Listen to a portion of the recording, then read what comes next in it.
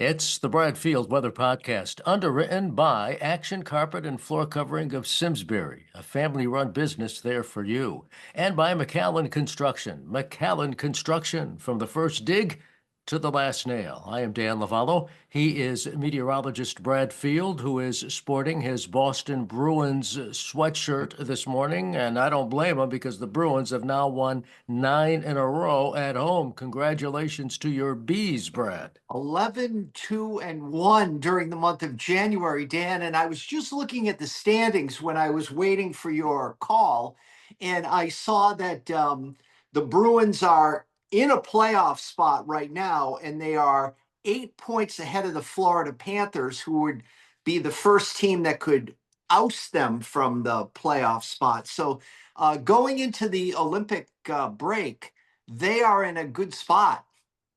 Well, it's interesting because they're hot, but the weather has been bitter cold. So let's start there. What is going on here? Yeah. Dan, I just looked at some of the temperature readings. Here we are on Thursday morning, January 30th, and at 8 a.m., you said it was 2 at your house this morning, Yes. right? Yep. It's 2 in Westfield, Massachusetts, and I have the wind speed from Barnes Air Force Base. It is gusting over 35 miles Yeah. per hour with a temperature of 2. That gives us a wind chill to 30 below zero this morning, Dan. So it is sort of dangerously cold out there at the current time. Now, in terms of climatology, I've checked it out.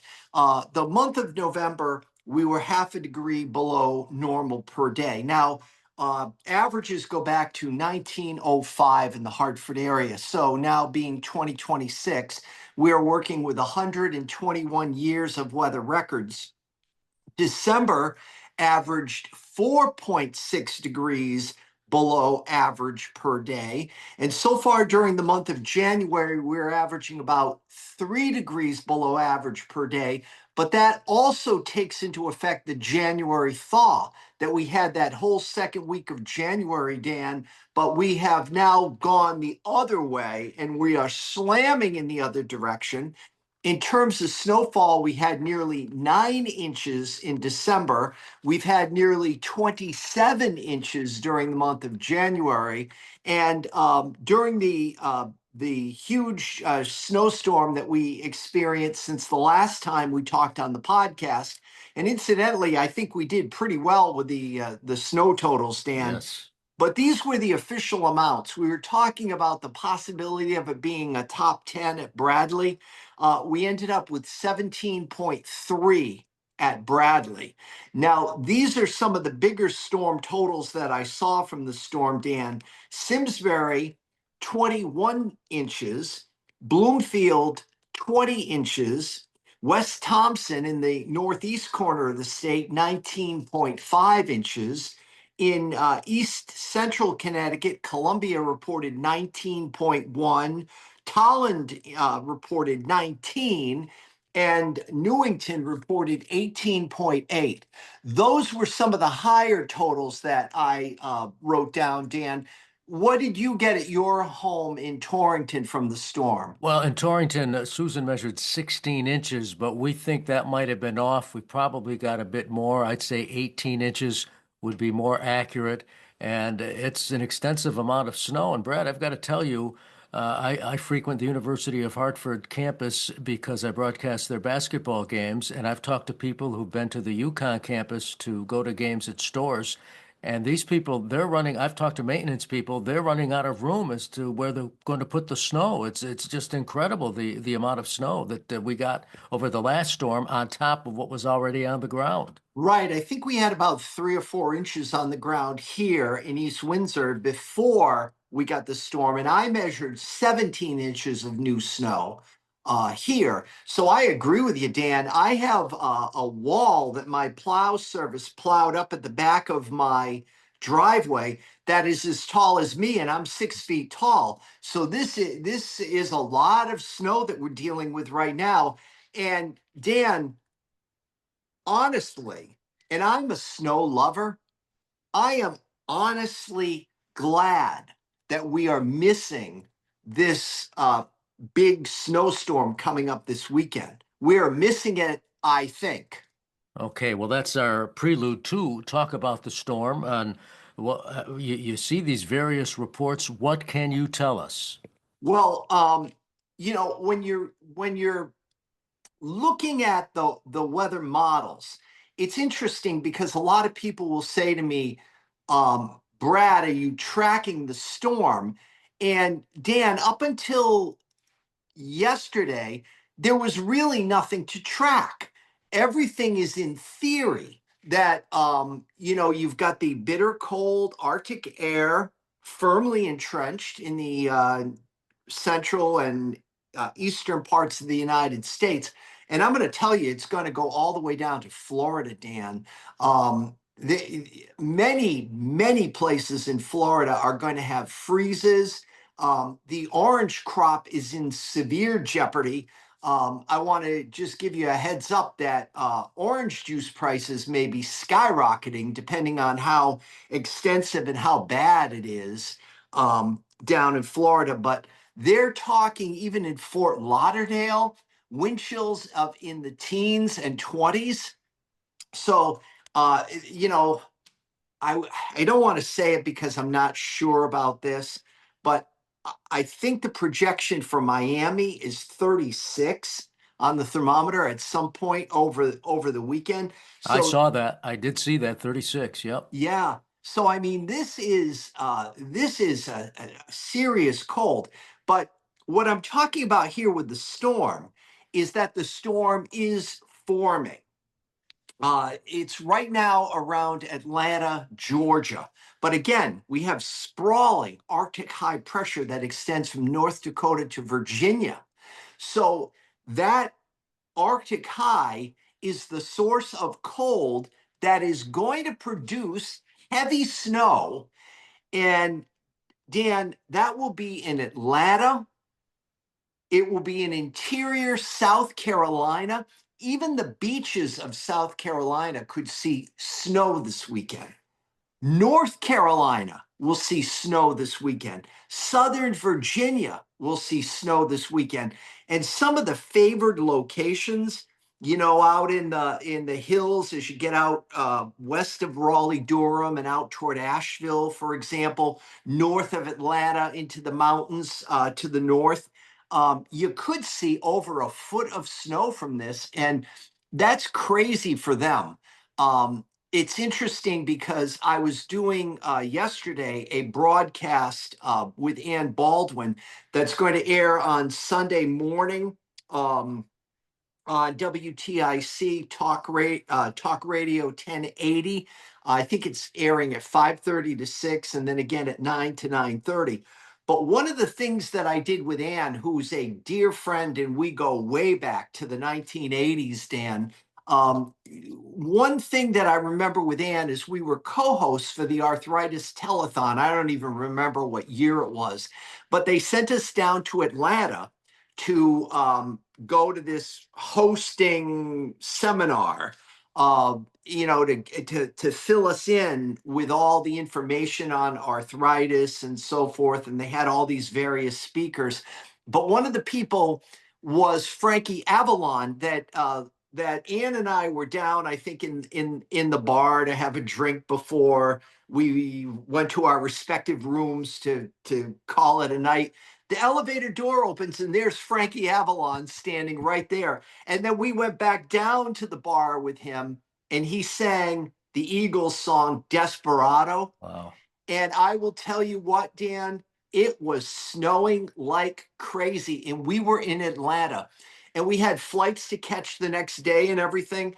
I forgot what happened exactly, but they had 6 inches of snow. They have, Dan, no snow removal, none. They had men in the back of pickup trucks standing on a pile of dirt with shovels, throwing dirt out as a dump truck went by. That was their form of snow removal in Atlanta. So I'm telling you, this could be crippling for them because a lot of places down there do not have snow removal equipment. But The storm now, like I said, is near Atlanta. Tonight it will be near the South Carolina coast. Saturday morning it will be near the North Carolina coast. And by Sunday it will be a huge storm off the mid-Atlantic. Now, if it had come up here, and I'm not, I'm thinking odds are 90% it's going to miss us, but we will still see tidal impacts from it along the coast.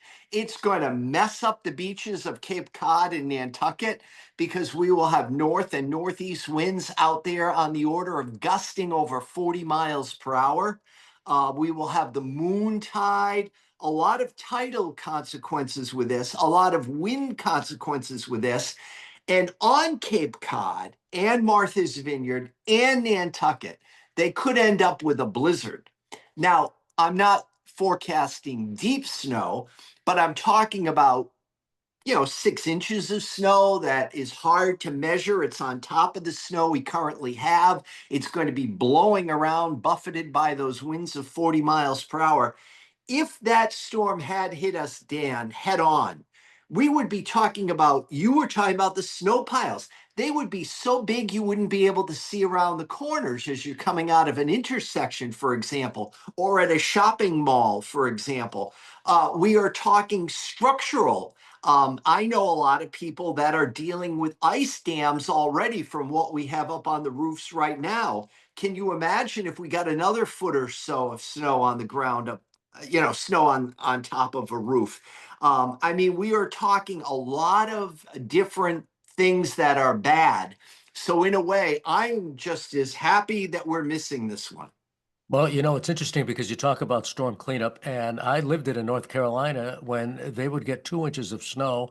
They really had no protocol as to how to clean it because they don't have the infrastructure, they don't have the plows in order to remove the snow. And I can also tell you, having owned on the Cape, Brad, that when they get any kind of significant snowfall, it's an issue for Cape Cod too. They'll plow the streets maybe once, and then you're left to the snow being out there and nature removing it. So it's going to be fascinating to see how the Cape handles it if they do get a blizzard. Yeah, yeah.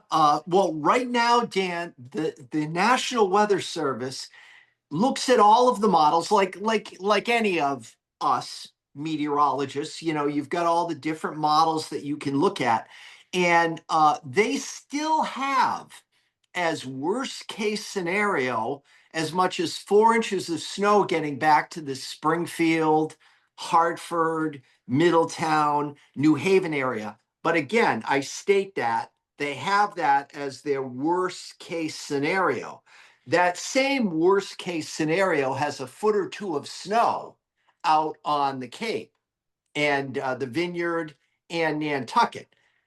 But right now, they're predicting the 1 inch line of snow. This is the likely forecast to go from Boston to Providence, building up to about 5 inches of snow around Westport and New Bedford, and then 5 to 10 inches of snow out over Cape Cod, Martha's Vineyard, and Nantucket. That is the current working forecast. But as I said, the storm is going to undergo bombogenesis. And there is a technical definition for that, Dan. It's how much the barometric pressure falls in a period of time, either a 6 hour period, a 12-hour period, a 24-hour period. But the storm is going to undergo massive intensification. And again, it's part and parcel due to the Arctic air interacting with the warm Gulf Stream waters, and that storm out there in the Atlantic is going to undergo bombogenesis. So if anyone tells you that they know exactly what's going to happen with the storm, that is not true. You can't possibly know what's going to happen because the storm hasn't even intensified yet. So we're going to have to watch it carefully. But right now, the Vegas betting odds are that the thing is going to stay east of us here in Connecticut, maybe out toward the Rhode Island border, maybe an inch of occasional light snow and flurries on Sunday, but that would be the extreme outer fringe of that major ocean storm. Well, obviously, Bradfield Weather will keep an eye on it. Be sure to visit the website bradfieldweather.com. And I think I'm confident in saying, in the event this storm undergoes a dramatic change as far as its path, then we will put together a special podcast episode. But Thanks, Dan. yeah, Absolutely. Yes, okay. absolutely. Well, again, we're putting this podcast together on Friday, January the 30th. So let's take a look at our On the Weather Map segment, Brad. And I mean, what is going on? What does that weather map look like? Well, when this major ocean storm goes by, Dan, hopefully out to sea to our south and east. On Monday, it's still going to be leftover windy here in Connecticut. Out of the north, that is this massive ocean storm pulling the Arctic air down. And Dan, it was zero at Bradley. Now, I know at your house, and, I have a weather observer up in Staffordville that is always reporting to me. It's much colder, and you get many more episodes below zero. But the where the official climate records are kept at Bradley, it was zero on the 21st. It was -1 yesterday on the 29th. It will definitely be below zero tomorrow on the 31st. I think Bradley will be maybe 7 below. I think at your house, Dan, tomorrow morning, it might be 11 below. I mean, it is going to be a bitterly cold morning on Saturday, January 31st. But I digress. But the point is, I want to get this point out because I'll probably forget to say it. I have looked at the weather maps as far out as they go, the middle range forecasts, and they go out to about Valentine's Day now. So that's February 14th. And it has been below 32 consecutive hours. It has not gone above 32 since January 23rd at Bradley. It is not going to go above freezing at all through Monday. So that'll be something like 11 days and counting. Tuesday and Wednesday of next week, it may go to 32. I've got in my forecast that I've written, I have highs of 26 to 32. Now, if it happens to go to 33, the record is broken. But later next week and next weekend, it gets cold again. And right through Valentine's Day, it appears that it will be way below freezing, except on those days next week, Tuesday and Wednesday. And if we get through Tuesday and Wednesday without going above 32, we will end up with more than 3 consecutive weeks of the temperature not going above freezing at all anytime during the daytime, and many, many days of sub-zero cold at night. The models I'm looking at now, Dan, even out on February 14th, the 12th, the 13th, the 14th, they're going below zero every night. I mean, this is sort of, I don't want to call it unprecedented, but we haven't seen anything like this in years. So, you look at the meteorological winter, December, what did I say? It averaged 4.6 degrees below normal per day. January, even with that incredibly warm second week of January we had, we're still going to average more than 3 degrees below normal per day. Through the middle of February now, as I look at the computer models, we are definitely going to be way below average per day. So this meteorological winter is going to be very cold. And already up through today, what's this morning, January 30th, we've already had 3 feet of snow at Bradley, and we've got all of February and all of March to go, Dan. And when we get into the long range speculation in a minute, I have more snow to add to that. But back to on the weather map, we will have the windy conditions on Monday, less wind on Tuesday and Wednesday. temperatures both days around 30.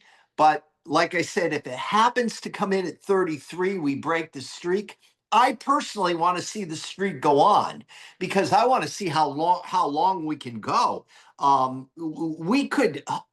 Can you imagine if we went a full month without getting above the 32-degree mark? I'm not saying it's likely, but I'm saying it's possible. And around here, that's sort of unprecedented. I am looking at. I frequently drive over the Connecticut River, frozen solid, and the ice is just going to keep getting thicker and thicker.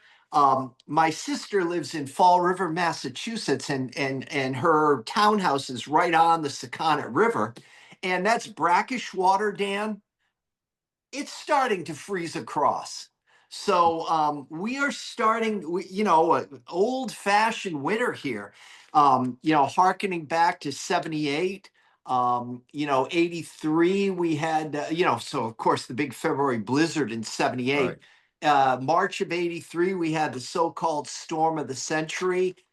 We had the blizzards of 95 and 96, where we broke the record at Bradley, where we had 10 feet of snow at Bradley. The October snowstorm in 2011, the 24-hour record snowfall in 2013, that Ansonia had 36 inches of snow in 24 hours. And then, of course, the deep snowstorm of this year, January 2026.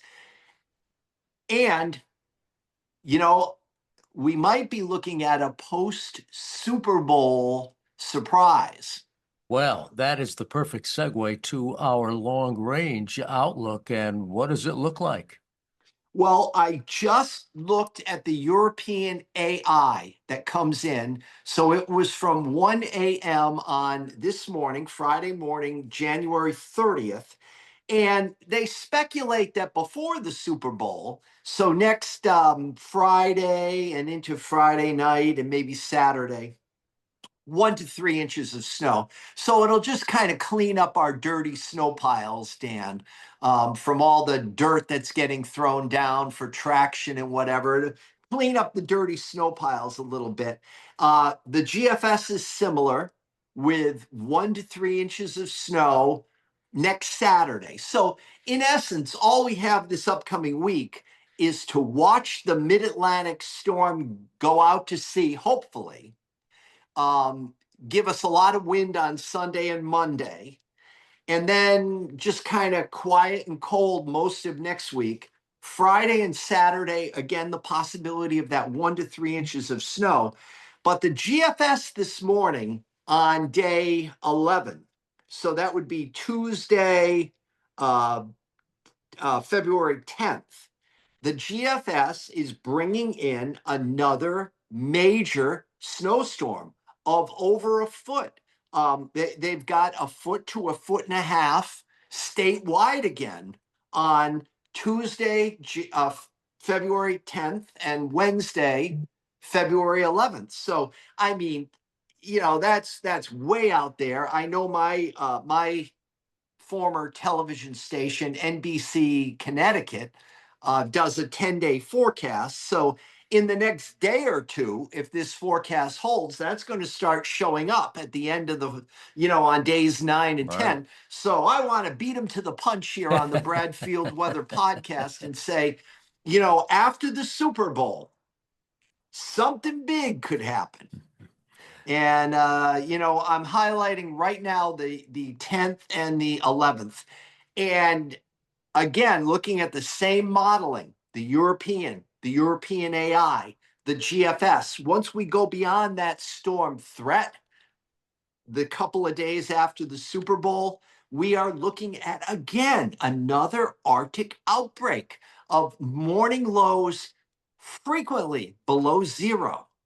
So you're going to probably see more of Dan Lavallo and Brad Field than you want to see. Wow. Well, on that note, and again, we are putting this podcast together on Friday, January the 30th. What does the immediate forecast look like? Dan, we were talking about how it was 2 at your house and the wind is gusting over 35 miles per hour this morning, and we have wind chills to 30 below. Lots of sunshine today, but breezy and very cold. The temperature may be at your house, Dan, and in the rest of the Litchfield Hills and some of the hills up toward Willington and Ashford and Union, for example, may not get above 10. And so elsewhere around the state, we are looking at low to mid teens for the high temperature reading today. Overnight tonight, it's bitterly cold. It's clear, but the good news about tonight, Dan, diminishing winds. Lows tonight, not wind chills, on the thermometer, 13 below, two as much as two above, and that would be in the urban center of Bridgeport. I mean, right on the sound. It's going to be virtually below zero for everybody tonight. Saturday, sunny and continued very cold. Temperature between 16 and 22. But we're starting to get a steeper solar angle. So if you're out in the sun and there's not much wind, it doesn't feel all that bad.